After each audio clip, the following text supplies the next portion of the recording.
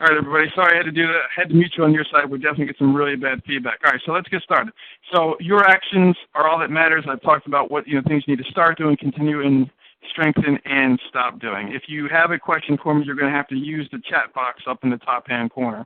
Time to get good. Get out of your distractions. All right. Put your cell phones away. Give some time. Turn off your email browsers because you are investing in yourself, and it's time to get better for your organization. You're going to hear me every single time. Throughout any of my calls, I'm always going to talk about what are the board roles. I repeat things that are most important. Number one board role is establish and evaluating student outcomes. Number two is to establish and monitor the management compliance through policy designed to maximize legal compliance and ethical behavior. Role number three is approve and terminating contracts and evaluating the executive. Okay, remember, the only individual of the organization that you formally hire, supervise, evaluate is the overall head of school. Your executive, some schools call them executive directors, principals, head of schools, whatever. Every other employee, you improve their contract, but you do not. You are the employer, but you do not oversee them. Role number four, oversee and approve the use of operational finances. Number five, establish and monitors the organization's goals. And the last one, develop the board's capacity to understand governance. And this is from Brian Carpenter's 2007 study. These are the 6 roles. These are the most critical aspects. If you're doing something outside this realm, then you may be overstepping and muddying the waters between governance and management. If you were with me in, I believe August was our first session, we focused on the formula for greatness. Right? So the number one aspect is to establish a shared mission and vision amongst your board. Develop relationships of mutual trust and respect. Okay, trust is the foundation of all success. And part 3 of that is set clear performance expectations. So there's never an element of any surprises for your organization. Okay, this is the formula for greatness. Session number 2, last month, we focused on keeping the main thing the main thing. We learned how to prioritize our board's discussions and actions, right? Remember, 80% of your problems, right, 80% of your issues come from 20% of your problems, right? It's an 80-20 ratio all the time. All right, I try to explain this. There's lots of crazy acronyms that I use. I think the silliest one is that 80% of the clothes I wear come from 20% of the clothes I own, right? Pretty much whatever's on top of the drawer, everybody. Our goal tonight is to learn how to lead purposeful meetings, okay? Because time is our most precious resource, and wasting it is a slow form of suicide. We all have, this is pretty much the only equal element that we all have in life, is we all have the same amount of hours per day, minutes per day, seconds per day to achieve our greatness. Why are most board meetings ineffective? Well, number one, actually, is what is really being asked of them to do is somewhat unrealistic. When you think about it, it's a set of volunteers with an identified passion and skill sets, and they're brought on board to oversee. I've already described it as multi-million-dollar public enterprises, right? So sometimes this leads to ineffective meetings because really what's being asked of them is overwhelming, especially when charter schools have challenges in regards to personnel and not great performance academically or finance troubles. Number 2 reason is that they're unclear about what they're actually supposed to be doing during these meetings. Right? Kind of goes back to what's being asked of them is unrealistic. And for the most part, there's no consequences if they don't do the work. Who's holding them accountable? If their fellow board members not holding them accountable for getting the work done, then there's really no consequences, especially if the other board members don't understand the work that they're supposed to be doing. Another reason that sometimes excuses fill reporting opportunities. Committees found a reason not to meet. Reports are not on time, or there's someone else to blame for a school's underperformance. No time management strategy is a key aspect. We're going to be focusing on time management throughout your board meeting tonight. The advanced materials don't guide the board to be strategic, right? So these are the advanced materials that should come a week ahead of time. that really focus on helping the board solve problems and create action. And lastly, lacking the right leadership on the board. So what we're going to talk about this evening are this four-step model. Okay, part one is outcomes-based calendar, which allows you to create focused agendas, which leads to strategic discussion during your meeting, and overall effective oversight as an organization. This is my formula for high-impact boards. So let's really talk about the outcomes-based calendar, right? Because this is your map to success. You want the map prior to going into the woods. My partner and I, Jeff, we just went mountain biking a few weeks ago, and we kept coming back out of the trail to go back and look at the map. I said it'd be great if we had this map while we're in there, because then we wouldn't get lost, right? You always want your map prior to walking through. So this is navigating your map to success. The board should have an idea of every single month what is going to be the main focus, right? Things that we know on a monthly basis we're going to have to handle. So I want you to ask yourself this question, all right? How many times in the past 12 months, according to your board meeting minutes, did the board measure how well the organization is achieving the intended outcomes of the initial charter application, right? So focusing on academics.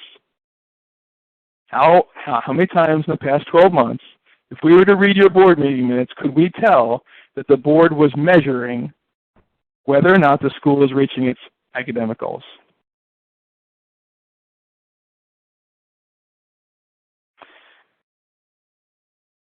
How many times would that be? Feel free to go ahead and throw your answer up there in the chat box. How many times, if we were to read your minutes, could we identify that the board is actually measuring the success of the academic programs? What evidences are you asking for? What discussions are you having?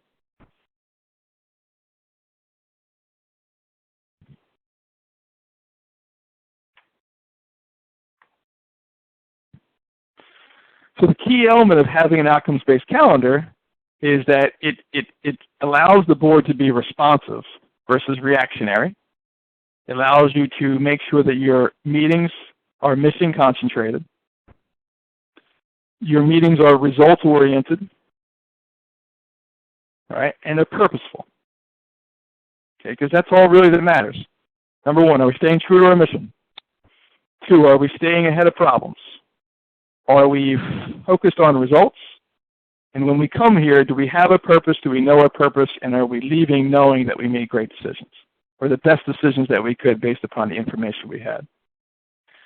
The outcomes-based calendar strategically lays out the framework, right, for the map that's going to navigate the organization, right? So this is strategic improvement, specific program oversight, your academic programs, fiscal vitality, policy review, and personnel decisions. Okay, we're going to show you an example in a second what the template of this calendar could look like based upon these aspects. All right.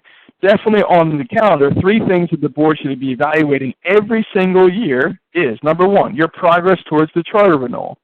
And I know everybody on the call knows what are the three aspects to get to your charter renewal.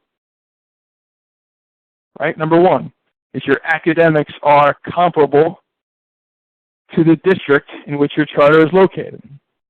Number two, that you've had no issues financially. There's no significant findings in your financial audit over the last 3 years. And three, is a change in the law that your charter is legally compliant in all areas at the time of your request for renewal. So, don't you think these three things should be on your board calendar pretty much almost on a monthly to quarterly basis, making sure that you're making progress towards your charter renewal? Number two, the performance of the school leader. There should be a definite evaluation for your principal. All right? Some schools have a mid-year and they have an end of the year, but at least once you should be evaluating the overall performance of your leader. And finally, the performance of your board. How are we doing? How well are we doing actually overseeing this organization? All right, so I'm going to take a look at an example that we have created that we use for our organization when we work with schools. All right, so just take a look here. So if you look at our calendar, starting in July, you're going to see Jeff and I focus on three major aspects of oversight: the academics, the legal compliance, right? So that would be your governance committee and your finances. Sometimes you may have a fourth committee or a fourth, column, perfectly fine, right? So if you look here at this, at this template, you'll see, in August, I know that the academics is going to maybe have the academic committee is going to have a report on new programming, student enrollment, new teacher training. Finances, we're going to have a budget snapshot, okay? Shows me here who I'm going to get reports from, and it shows me what the possible action, right? Maybe my action is on the new school year budget. We may have had to make some changes, all right? Moving to the next month. By September, you should pretty much have at least last year's academic results. You could take a look at your EOGs, all right? You've got in the governance section, you've got your performance framework is going to come through, right? So this is going to give you an idea of how your legal compliance was from the year before, okay? And in September, you've got a full budget report, okay? So you need to define what these aspects look like, all right, in your organization. Let's scroll down to October, because then it really starts to get a little bit deeper. You've got some academic progress reports, right? So this might be your first quarter benchmarks, your results from your BOG scores, okay? This is just a template. There's going to be so many different things that are unique to your organization that you're going to put in this calendar. And basically, all it is just a year-long calendar with all the important aspects of your school. There's so many, we've got a required report spreadsheet. You could take that and put all this in there. Okay, what you need. You got your EC headcount in December. Okay, so looking at your outcomes-based calendar, you're basically, leaving the map for the entire year, because here's why this is important. Look at the end of the year. Look how full it starts to get. If those board meetings in April, May, and June, they've got these lengthy budget discussions, personnel discussions. Are we losing personnel? Are we keeping personnel? Do we need new positions? We've got all these things to change, right? So it allows you to start mapping these out so you can make sure that we can spread out all the big rocks, right? Spread out all the real important aspects. So the one thing that I love about this is when I have an academic, or let's talk about the governance committee. Let's say they're responsible for all of your policy reviews on an annual basis in your handbooks. So if I know in May, if you'll see here, in May we've got a policy update and bylaw review and employee handbook updates. I know every May. As a committee, I know that I need 3 months in advance of time. So if I'm the committee chair, I know, okay, going back 3 months in May, in February, I pretty much need to get some work done, right? Start getting with my principal. Hey, what policies are working? Which ones aren't working? Which ones should we be reviewing? All right, so you can start to lay the groundwork. It allows you to begin with the end in mind, right? That's what it's all about. Begin with the end in mind, work backwards through your calendar, and you can start to create your committee calendars based upon when all these new pieces were. Jeff and I were working with the board just a few months ago, or over the summertime, and we were at the meeting, and I believe it was the August meeting, and they were approving employee contracts, and I was like, you guys haven't, approved your contracts yet? So, just, it kind of slipped through the agendas a couple of times. It's like, school starts in a week, I mean, a lot of these decisions have to be made. If you start kind of mapping out, your end of the year, all the things that are critical at the end of the year. You're going to have your new hires and your evaluations, your fiscal reports, your budget reports, all these other pieces. You can start looking. Because look how deep this, action column gets. This column on the far right. You've got all these things that are going to require action, and these are long, lengthy meetings. So you need to make sure that the work is done, that it's brought to the board for a purposeful conversation. Down here at the bottom of our calendar, we just write, we believe that the monthly principal report should at least contain these 6 items. One is enrollment, and we always like to use a 3-pronged, list. So what's the current enrollment? How many withdrawals have we had? What's the current wait list, right? Maybe like a teacher report. What was the professional development this month? Is there any celebrations and areas for growth that you've identified? Student discipline, okay, suspensions, and maybe just a little qualitative about school culture. Open enrollment, okay, what's the marketing lottery updates? Okay, that can actually go back up there into your enrollment part, depending on your time of the year. Results regarding organizational goals, right? What are the tangible evidences that the board has approved towards achievement? And compliance reports, right? DPI visits, federal report requirements, okay, all these aspects can go through, right? And on a monthly basis, you know, okay, here's what I'm getting reported on from my school leader, but here's my 3 major committees are also reporting during this time.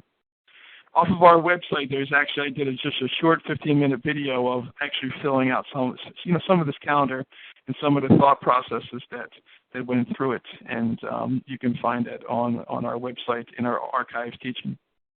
Same place you'll find this archive as well. So we've talked about 3 things on the calendar. So is there any questions about the calendar before I move on to the next level? Sounds like everybody's being able to hear me now. So I'm so glad we got that feedback situation taken care of. So I'm going to pause for about 30 seconds and see if anybody's got any questions regarding the outcomes-based calendar part of it, because that really starts to dive into the deeper stuff, the real deep nitty-gritty. Okay. Feel free to ask questions anytime. So your outcomes-based calendar, right, results in your agenda. Okay, your monthly agenda is created from the outcomes-based calendar, and it has extreme focus. Okay, who sets the agenda? The lead administrator and the board chair should be setting the monthly agenda.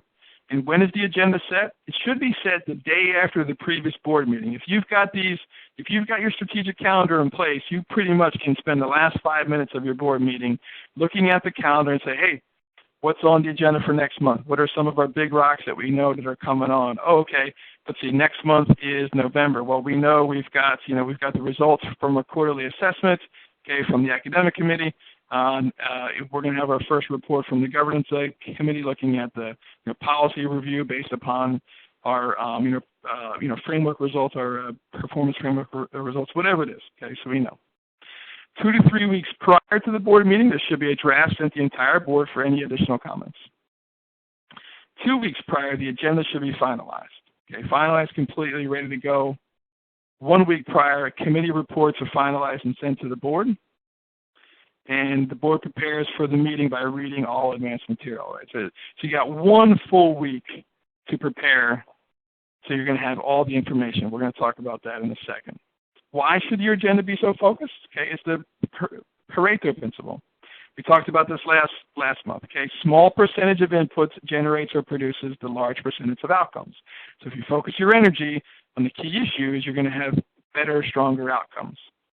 Okay, and I recommend that you put your key issues at the top of your meeting, right? Because everybody's tired by the end of the meeting and they're frustrated, by the end of the meeting sometimes. Okay, you want to put the key issues first so you can table things if you have to. You don't want to table big rocks. It only frustrates the stakeholders and your school leader. Addressing 1 or 2 issues will produce extraordinary results. And I just love Brian Carpenter's quote here: every minute you spend engaged in a trivial many is a minute you failed to spend discussing a vital few. So my challenge to every board out there is to identify what are those 1 or 2 issues that will get you to that next level. I think 90 minutes is a strong set of time for any board meeting. Okay, some boards are they're done faster than that, and some are 2 to 3 times longer. So the first 30 minutes, just focus on how well are the students performing, right? So this is your overall evaluation of your education plan, having critical, healthy conflict discussions about success internally as an organization academically. Your second 30 minutes are how well are the operations plans meeting the needs of the staff. So this is our finances, our legal compliance, our policies, our structure with the facility. All right. You can definitely spend some time there, talking about, key rocks if you're, looking at expansion and other pieces. Your last 30 minutes should be about board evaluations, organizational development. Okay, you could use your governance strengthening exercises that you have access to. I mean, there's all sorts of components here in this last 30 minutes, but it should be focused on development of the organization. And when I talk about it, it could be a presentation from the operations staff, talking about the behavior management system of the school, right? Or a new academic program that you've implemented. Anything that you can get to educate you as a board member, right, will lead to less dialogue during your meetings and a stronger understanding when individuals in the community may be, sending you emails or sending you concerns, or you may be hearing things in the community. You have a stronger understanding of what's actually happening on a day-to-day basis. So what does this look like? So I took a little cut and paste here. This is a drafted agenda that we had created as a mock. But you see your role to order. But I just want you to point out the key aspects, right? So you see, we've got our academics piece, we've got our finances, we got our governance, right? Our top three issues of what we do. What's the purpose? So you see the second column, okay? Some are discussion, some are review and approve, right? So you've got some action, some are review and discuss. Like some take, some are action on first read, some, we're going to hear about it this month and have action next month. All right, so you see in the next column I highlighted. Hey, look, there's a vote here. That means as a board member, I've got to be paying attention, right? Or I got to make sure that I read the report so I know that I'm going to have to be voting on some of these aspects. Who's responsible for it is the next column. What materials should you need? And how much time should you spend? Why is this important? Because I've already told you that time management strategies are the key. You should know how much time we're going to spend on each section of the meeting. So if I add this up, this is 15, 35, 40, 55, 60, right? So I'm a little over my time here. This is a lengthy meeting. I'm, almost close to 2 hours here, based on some of these aspects. But a lot of things may not take this time. But what they're here for is to be a framework. So I know I take my strongest board member in sense of time, who also values time, and they're my timekeeper. So I know if I'm getting close to my 20 minutes on the quarterly data review, Mr. Chair, you've got 2 more minutes left on this conversation. So if I know there's a vote coming up, then we need to get to it. All right? And as a board chair, it's your responsibility to keep the meeting on track, right? To be focused on the key issues and what's your goal here, what's your purpose.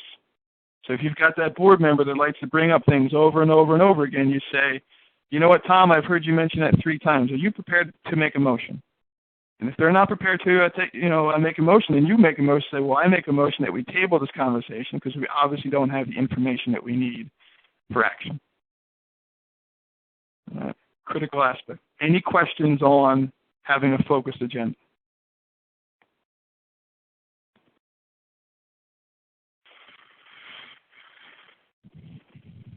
Okay, one of the keys here to leading purposeful meetings is getting board meeting materials in advance, okay? So let's talk about a board meeting packet. What is inside of it, okay? Reviews and summaries, any amendments, any policies, anything that the board member needs, is there for their action, right? So it's important for the executive director and the committee leads to be able to have a stronger understanding of their board, of what types of information they look for. Okay, some are qualitative, some are quantitative. Some can make decisions on the fly. Some need more time to process. Right. So it's important for you to be asking those questions. What types of information would you need for this next meeting, so I can get it to you in advance? When does it go out? No later than 1 week prior to the meeting date. Again, who prepares it? We've already talked about committee chair, board chair, lead administrator. Who receives it? All board members. Okay, also make copies for the public and make available on the school's website. This is very challenging, okay, because a lot of boards don't follow this.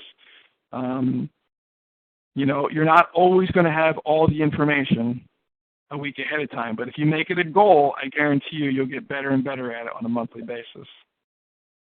So let's talk about these reports. Okay. Committee reports, executive reports, third-party results, or third-party reports. Number 1, they got to be on time and accurate. Number 2, always focused on mission-based outcomes. What are the desired outcomes of the organization? Okay. The information should directly align to the goals of the organization as a whole. So you got school, you got your operations, student performance, and personnel. Okay, board's going to be governance, policies, finances, and compliance. This is the key line right here. If it doesn't inform the board on the mission-based outcomes and support the board in achieving the organization's goals, it should not be discussed in the board meeting. not your job. It's not your role. It doesn't meet one of those 6 roles that we talked about when this meeting began.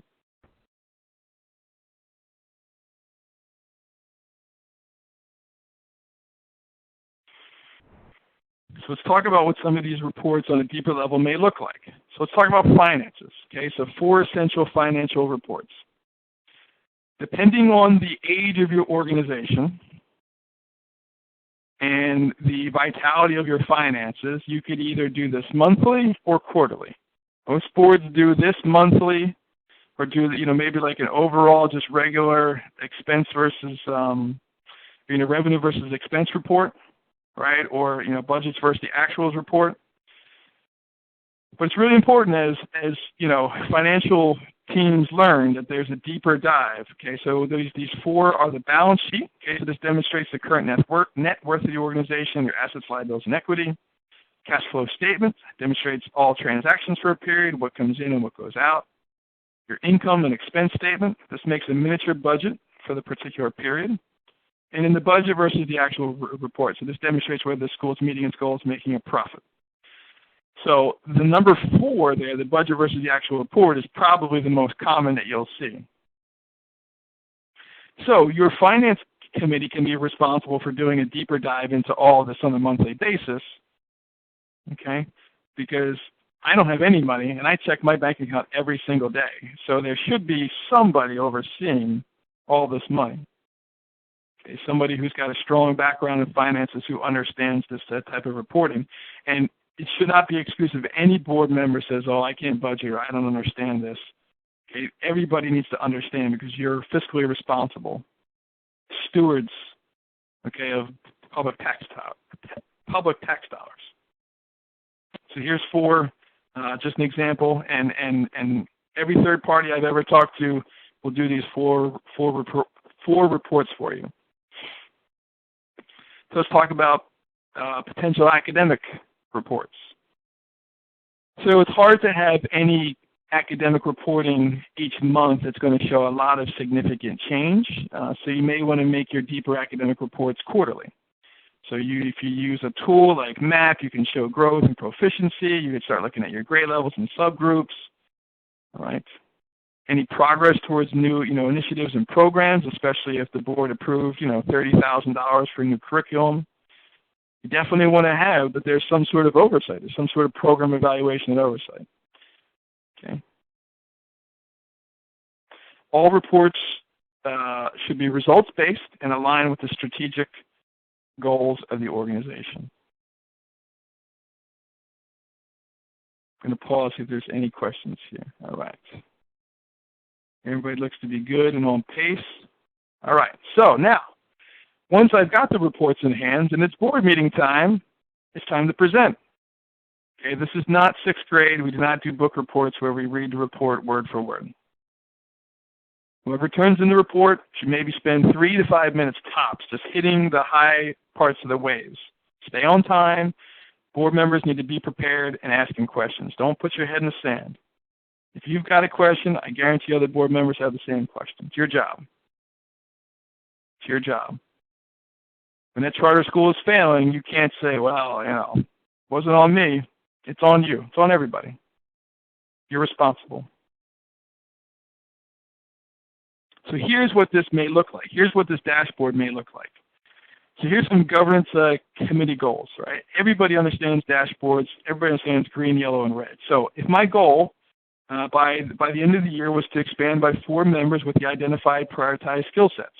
All right, the goal was 4, I only got 2, I'm yellow. I'm not there yet. I can understand yellow. I'm like, okay, I'm making progress, but I'm not quite there. Fundraising goal was to raise $200,000. We didn't make it. We're at $150,000. All right. We're not quite there. So it's a strategic question. What am I going to ask?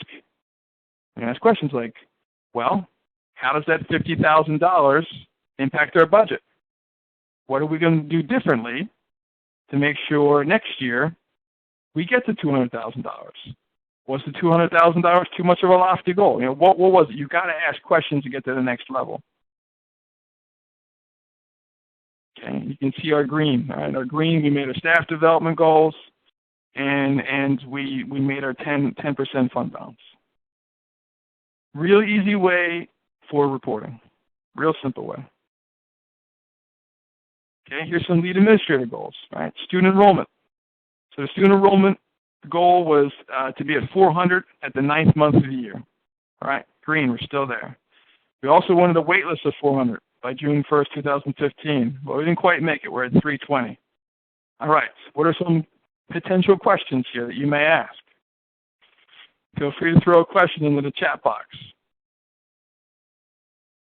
First question I'm going to ask is, which grade levels are all these kids in the waiting list? Right? Is it balanced across all of our grade levels? Is it kindergarten heavy? Because if I were to tell you that 200 of those kids are in kindergarten, that means if I'm a K-5 school, I don't have a very strong wait list across the board. Look at our next goal, our personnel retention goal. 95% of the teachers invited to return to sign contracts for renewal. Right? Well, only 80% did. All right, got some questions here as a board. Obviously, this is regrettable loss, because if 95% that were invited to return, only 80% actually signed. This is a regrettable loss. What were some of the reasons why they left? Did we do an exit survey? Who did the exit survey? What were the results? Where did these teachers go? What are we going to do differently based upon what we've learned? And remember, no reading. They already have the reports, okay? No reading. They already got it. They already should have spent the time doing their diligence.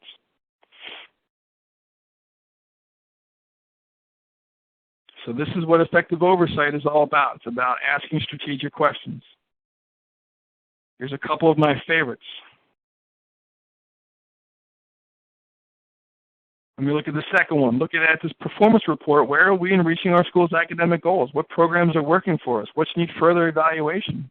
When I was a charter school principal, we had all sorts of programs that evaluated student success. We had IXL, and we had study islands, and we used, Classcapes and, Dibble's reporting. We had all these different types of reports going on, but we weren't really ever sure, like, which, programs gave us the best information. We weren't sure which interventions programs worked best for us. Okay, we spent a lot of money and efforts in training and, spending, but we weren't always great at evaluating what was effective and what wasn't. I love question number 4. With our students with disabilities population increasing, what adjustments do you recommend we as a board discuss in terms of our education plan, staffing, and overall budget for the upcoming year? Right? That's being responsive, not reactive. Mission-based questions. What percentage of our students meet our targeted student population criteria laid out in our charter? Right? You have this great idea. You go into the community. You set up your open enrollment. You set up your lottery. You have no control over that. Are we reaching the kids that we set to reach?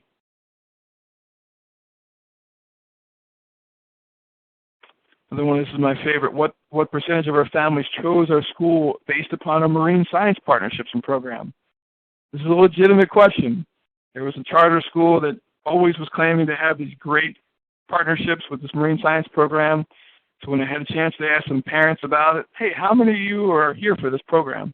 None of the parents had even heard about it. They didn't know they had the program. So you might be touting something that your parents aren't even aware of, that it's not why they choose. It's not why they come to your school.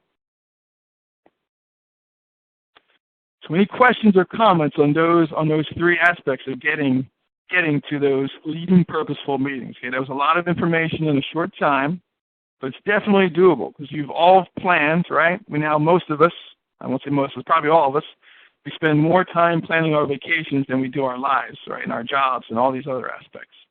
So this takes planning. It takes time and effort to get to break those habits. But the key is, beginning with the end in mind and working backwards and being strategic. Go back through your old board meeting minutes and say, hey, when did we do this? When did we do that? You just start kind of laying out your map. And you're going to find over time that your meetings are going to become more productive and you're going to feel less stressed walking out. So seeing no questions, I'm going to keep moving. Key components of effective meetings. This is going to be redundant, but that's why it is redundant, because it's important. Number 1, that your meetings are open and transparent. Okay, what What behavior will you accept? We've been working a lot about school culture, and we've learned that the culture of the organization is based upon the worst behavior that you'll tolerate. So you need to be focused on open meetings laws and public records. You are a public body. Okay. Another key is setting your agenda. Advanced board materials, right, that focus on the goals and actions, not about field trips and little things that happen in the school. They're all great to celebrate, and that can certainly be in the board report at the end, just, a nice little celebration piece. Your meeting follows some form of parliamentary procedures, right? So the voting members are clearly defined amongst the audience, and they're all participating. If your head of school does the majority of your talking during your board meeting, that's a huge problem. It's not a head of school meeting, it's a board meeting. That your meetings have a focus on the key issues. Okay, anything facing the school, any issues of the school, the big rocks, based on the 5-year strategic plan is always critical. A goal without a plan is a wish, right? So where are you going? Everything you get at the meeting should be focused on getting to the organization to its what, to its vision, to its ultimate achievement goal. And there's some sort of evaluation at the end of the meeting, plus delta. What did we do well? What do we need to get better at? Or sometimes did we probably, teetered on the edge of management? Here's some signs of ineffective meetings. Lack of order during discussion. Only a few members are actually doing the work. Lots of excuses. We're only volunteers. We can't do all this. Poor time management. The advanced materials do not relate to the school or board goals. You got the wrong people driving the bus. And again, I've already said this, but if the lead administrator is doing the majority of your talking, that's a problem. One great term out there is called Administrivia, all right?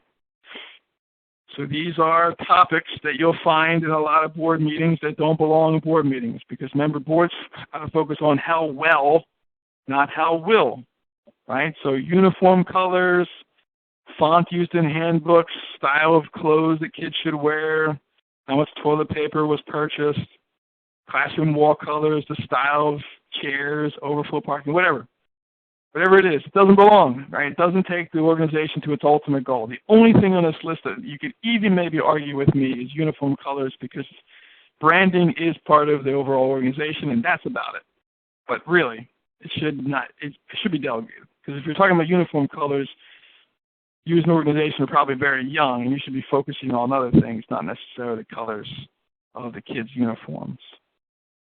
And yes, that Miller guy did say we should ask how well questions, not how will. So here's a way to track it. Okay, at the next board meeting, take a piece of paper, fold it in half.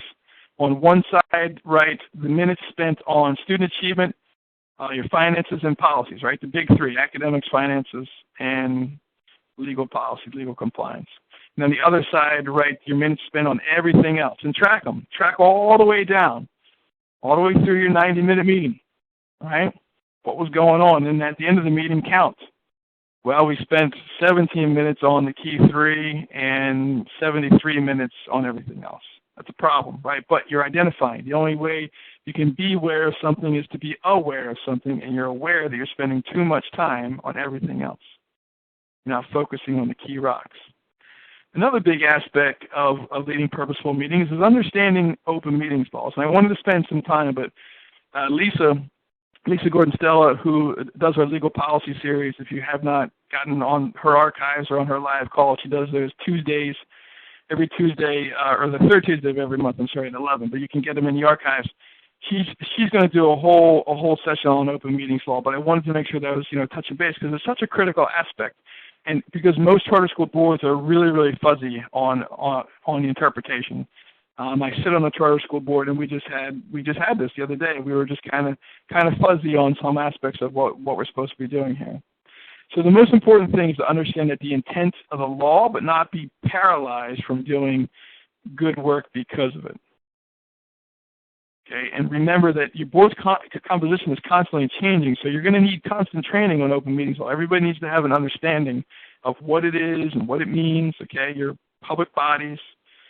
And you have to have, action in open meetings.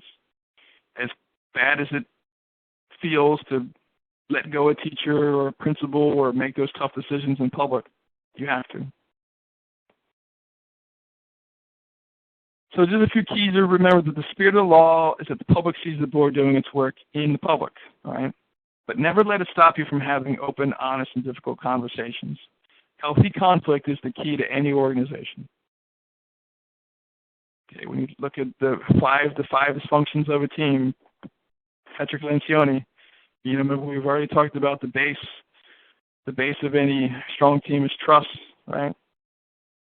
But the dysfunctions of the team is absence of trust, fear of conflict, inattention to results,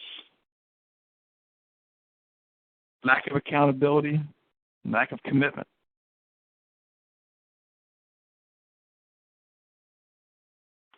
Another key is to let the public hear the tough questions you're asking, to see the hard choices that you're actually making as a charter school board member. It's not an easy position.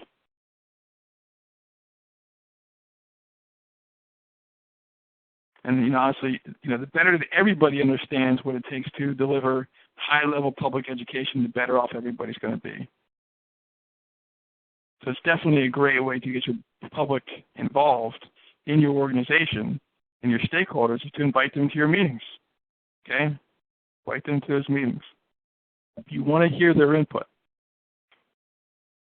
So some key aspects of open meetings law. This is the rules when you're posting regular meetings. Got to be 7 days in advance. And if you read the open meetings law under Article 33, it does actually say that if you are a nonprofit organization and you host regular meetings, that they're supposed to be, noticed on your website. So it's an easy way. I know the Office of Charter Schools is very adamant about it, making sure that you put your meeting times up there. You don't legally have to put your meeting minutes up there, but it's good to be transparent. So going back, so your regular meetings 7 days in advance. Special meetings have to be 48 hours in advance. So this includes all your standing committees, okay? And the items discussed during the special meeting should only be the items actually on the agenda, okay? You can't say we're having a special meeting about fundraising or finances and then all of a sudden, terminate half your staff. Well, that could have been the result of the finance meeting, actually. That's probably not a very good example. And the last one is emergency meeting. And this is, you can host an emergency meeting immediately after notice is given to all board members and stakeholders. Still needs to be posted on your website. Okay? The items discussed must be the items on the agenda only. And your meetings should be approved, or your minutes should be approved monthly and kept in a location available to the public in a timely manner.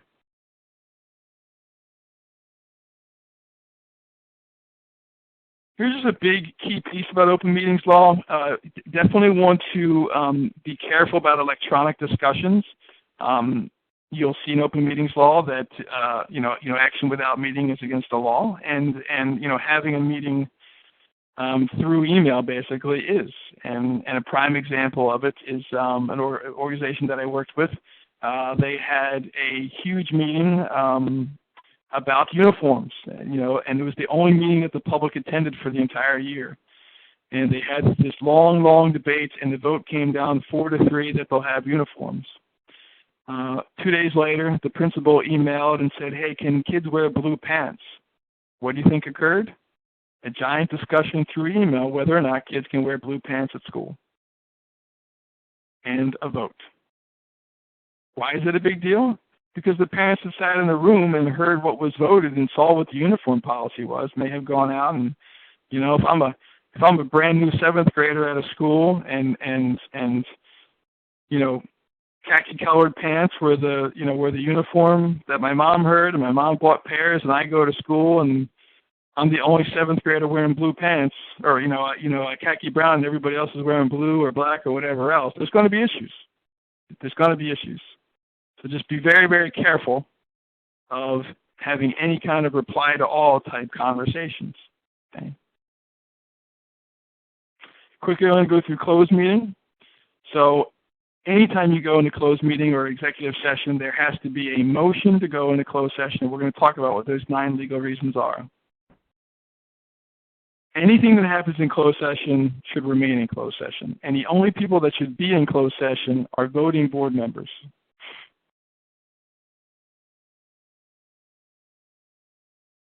If you have non-voting board members, they can certainly be in there, but voting members need to be in there for sure.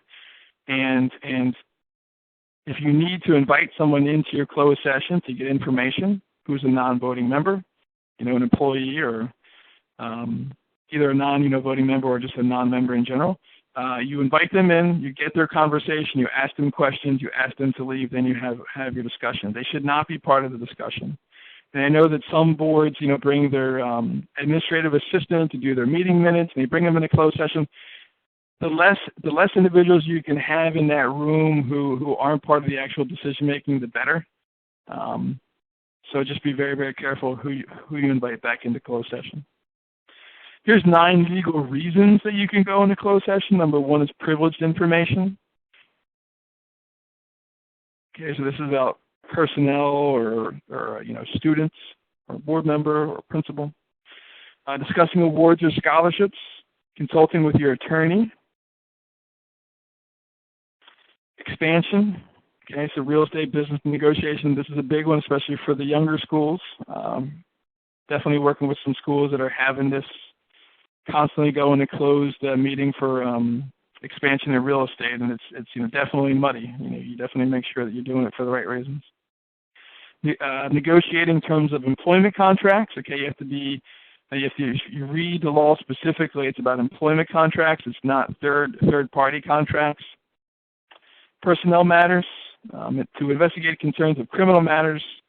Form your emergency plans for response to school violence. You definitely don't. Your emergency plan should never be public to anybody.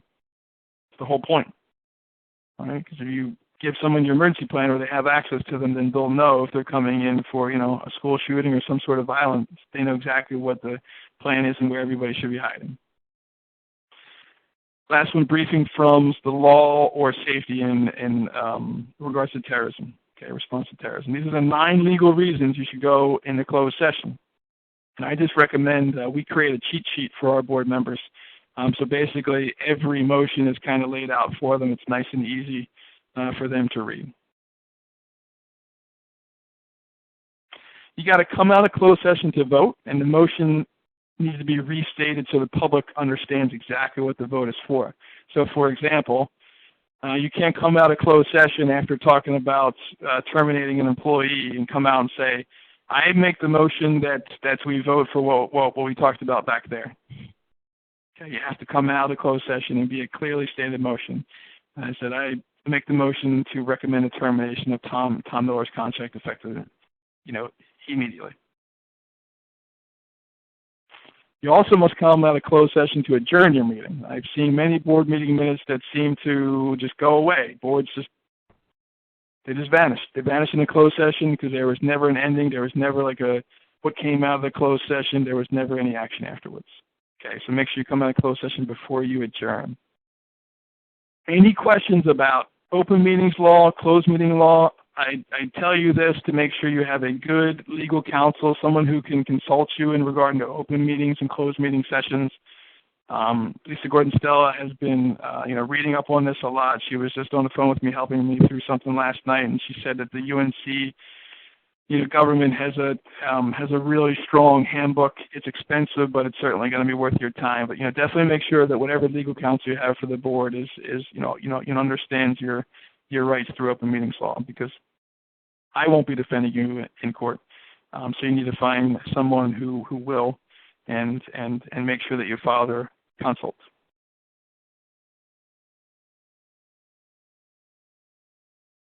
All right, don't see any questions. So always important to remember, a board of directors speaks with one voice or not at all. So in other words, no single board member has the authority to speak for or make decisions for the full board. This is always the critical learning at the end of all of my training sessions.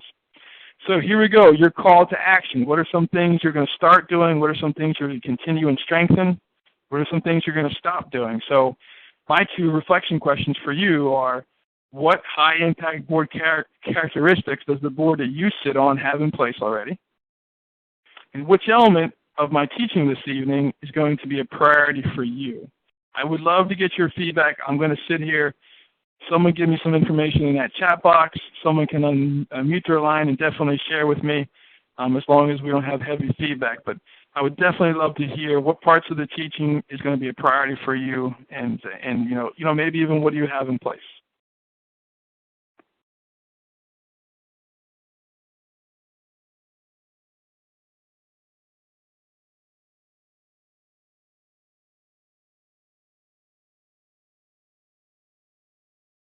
I'm going to do some push-ups until you guys come back. I have all sorts of exercise equipment in my office. I'm ready to do it. Got to get one question, exit ticket. Someone's got to give me something. Hopefully there was one thing that you took from tonight's call, something that you learned. Go ahead and use that chat box up there and give me some feedback. Was this valuable to you? Was there one piece that definitely stood out from another?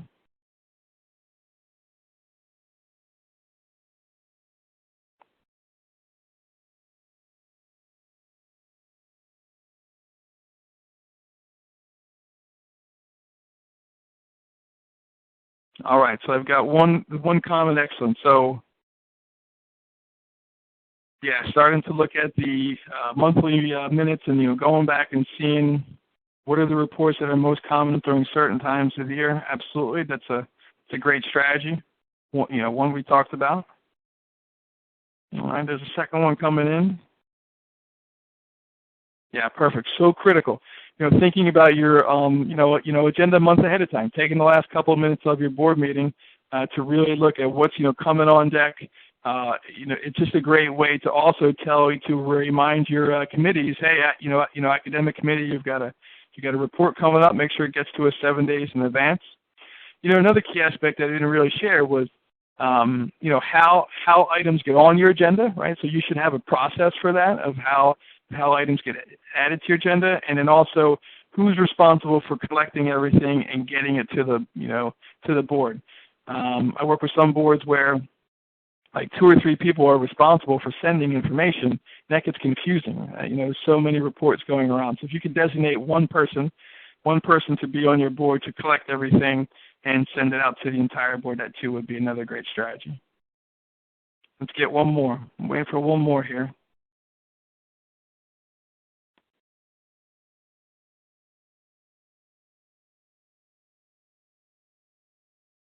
That's right, having a timekeeper. Yes, having a timekeeper is a critical skill, or not skill. It's just a need, I think, for every board. If your board is adamant about getting stronger as a team and staying true and clear, and reading the advanced materials and asking strategic questions so they can get to the action, that is critical. Fantastic, excellent. Well, those are 3 really strong reflections. And I want to thank you. That is my teaching for this evening. We have next month now. It's on Thanksgiving, so we will clearly not have our session on Thanksgiving evening. So we'll be looking for a date, probably the week prior. The next 2 Thursdays are actually the next 2 last Thursdays of the month are on holiday. So we will definitely be adjusting our calendar. So please make sure 2 things. One, that you look for the recording and the resources that will come to you through an email. And go back to those archives if you have not had a chance. And remember, we host multiple calls per week. Monday mentorship calls at 10 a.m. for head of schools, and we have a thinking partner Thursday. That's at 2 o'clock. So those are our 2 weekly calls, and we've got our 2-part governance series minus the last Thursday at 7 o'clock, and Lisa's legal series is the 3rd Tuesday of every month at 11. So definitely hop on those calls live. And also, not only get on the calls live, but also remember archives. So when this comes out, there's over 100 hours right now on the archive list. Opportunities for you to go back and continue to invest in yourself and your organization. So I want to thank you for your time. Everybody have a significant rest of their evening and week. And I thank you for what you do, because being a board member is a very, very difficult job and critical to the organization's success.